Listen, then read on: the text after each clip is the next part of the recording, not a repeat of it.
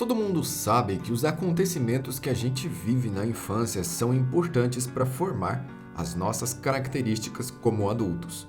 Por exemplo, se a gente é ignorado pelos pais quando criança, a gente vai sentir muita falta de atenção das pessoas quando adulto. E isso é algo quase inevitável. Eren e Jinx tiveram a sua construção totalmente na infância.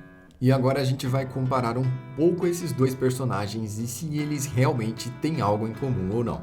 Para começar, Powder nasceu na pobreza. Ela não tinha escolha. Ela era guiada pela sua irmã. Violet a levava em vários lugares, muitos deles para praticar roubos.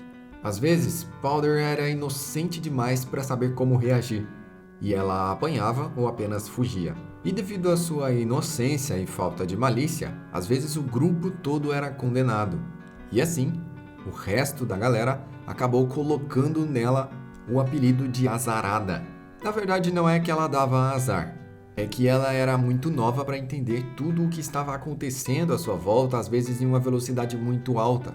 E o local onde eles moravam é necessário pensar rápido. Não há espaço para inocência ou para infantilidades. Você precisa amadurecer ou o mundo inteiro vai te devorar.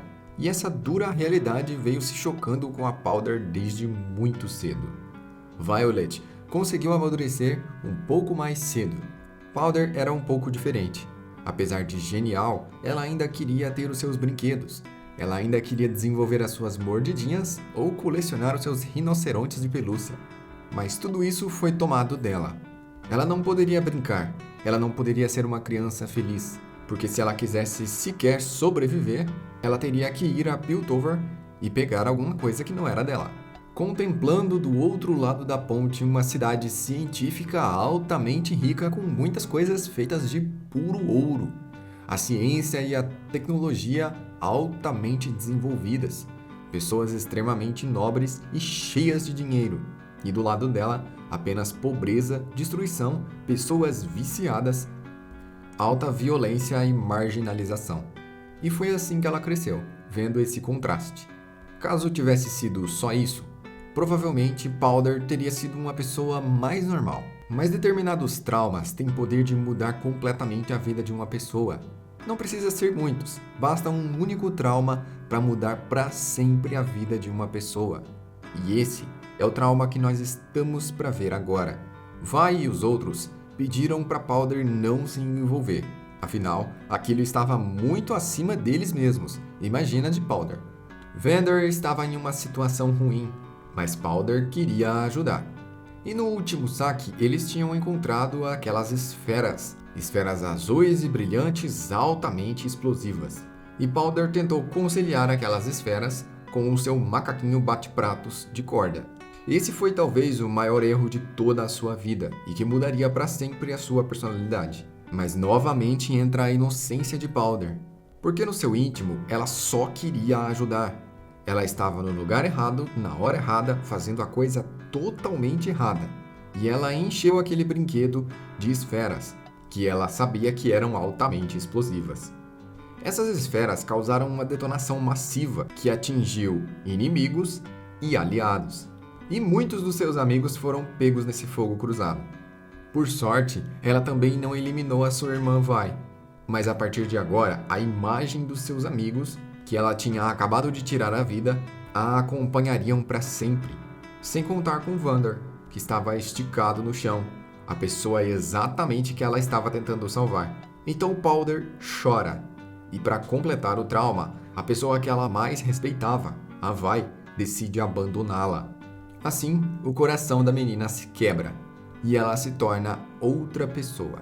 Desse momento em diante, Powder guarda as últimas palavras da sua irmã, que ela dá azar, e decide seguir Silco, já que ele foi a única pessoa na Terra que resolveu dar algum abrigo para ela. E ele de fato realmente cuidou dela. Dessa forma, esse trauma criou uma nova personalidade na mente de Powder, fazendo ela se tornar uma outra pessoa, onde ela aproveitou sua genialidade e deixou com que a insanidade tomasse conta da sua mente, se tornando uma verdadeira psicopata. Esse é o poder que o trauma gerou nela. Agora vamos ver o Eren. O trauma do Eren também aconteceu na sua infância. Ele nasceu rodeado de muralhas. Ele também era pobre, mas não faltava nada para ele. Ele não precisava roubar para sobreviver. Em um determinado momento, Marley fez um plano desesperado de mandar 3 crianças portadores de Titã para dentro da muralha roubar o poder do fundador, do Rei das Muralhas. E é claro que esse plano desesperado não daria certo, mas Marley, por um devaneio, achou que daria certo. E apesar de terem enviado Marcel, Annie, Bertholdt e Reiner, nós sabemos que apenas 3 chegaram lá. E quando Bertholdt abriu as muralhas finalmente, o Eren já tinha um forte senso de liberdade, e ele gostava de falar com as pessoas e avisar sobre elas do dia que as muralhas poderiam cair. Quando ele viu finalmente um titã maior do que as muralhas, ele tremeu. Aquilo foi um grande choque. Quando as muralhas finalmente abriram, parecia que aquilo era um grande pesadelo. Ele estava em choque. Ele não sabia o que fazer. Seu corpo não se movia direito. O resultado foi apenas correr na direção da casa da sua mãe. Afinal, ele tinha acabado de discutir com ela e ele não queria que tudo acabasse desse jeito. Ele correu na direção da sua casa e, ao chegar lá, ele viu o pior cenário possível. Em cima da sua casa, um dos destroços da muralha. Um pedaço de pedra gigantesco que saiu da muralha e foi parar em cima da sua casa. A sua mãe estava debaixo de um dos pedaços da casa, ainda dizendo para eles fugirem. E ele tentando levantar aquele grande destroço da casa para tirar a mãe dele dali, enquanto ela dizia para eles fugirem. Isso já seria demais para uma criança dessa idade, mas as coisas podem piorar muito. Hennes chegou como um herói, afinal ele sempre foi visto como um bêbado. Ele sacou suas lâminas e disse que ia resolver a situação, indo na direção do Titã Sorridente, que estava ali bem próximo. O Titã que estava indo exatamente na direção da casa do Eren, e que seria um perigo para a mãe do Eren que estava presa ali.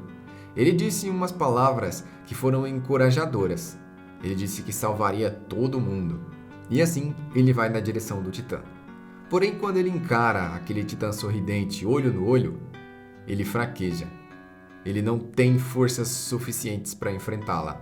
Ele guarda suas lâminas rapidamente e sai correndo de medo.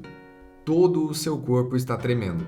Ele pega Mikasa e Eren e corre, deixando Carla para trás. Mikasa decide nem olhar. Ela fica olhando para frente, enquanto Eren está olhando para trás, olhando bem dentro dos olhos da sua mãe, enquanto o Titã Sorridente se aproxima lentamente, ainda sorrindo, tirando os destroços de cima da sua mãe. Quando o Titã Sorridente finalmente alcança sua mãe, ele a levanta no ar, dá uma boa olhada nela e a parte ao meio. Nesse momento, o Eren já está gritando, ele já está desesperado, ele já está traumatizado o suficiente, se debatendo, já que ele não pode ajudar a sua mãe. E a muralha, que era considerada segura, está infestada de titãs. Ele é apenas uma criança, não tem como se defender. A sua casa, que era seu ponto seguro, foi destruída. Ele não sabe onde está o seu pai, e a sua mãe está sendo levada para dentro da boca sorridente. Então, finalmente, aqueles dentes fecham como uma grande serra, partindo a sua mãe. E as gotas vermelhas se espalham pelo ar como pétalas. Isso, de fato, traumatiza o Eren para sempre, mudando completamente a sua personalidade. A partir de agora, ele será uma outra pessoa. Caso isso não tivesse acontecido, ele não seria quem ele se tornou. E esses fatos mudaram Eren e Yeager para sempre. Eren e Jinx tiveram fatos na sua infância que transformaram eles para sempre e completamente.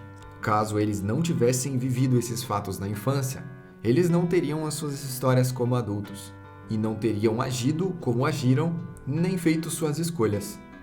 Tudo aconteceu devido aos seus traumas quando crianças. Muito da personalidade adulta se forma na infância, e muitos dos nossos personagens favoritos têm a infância difícil.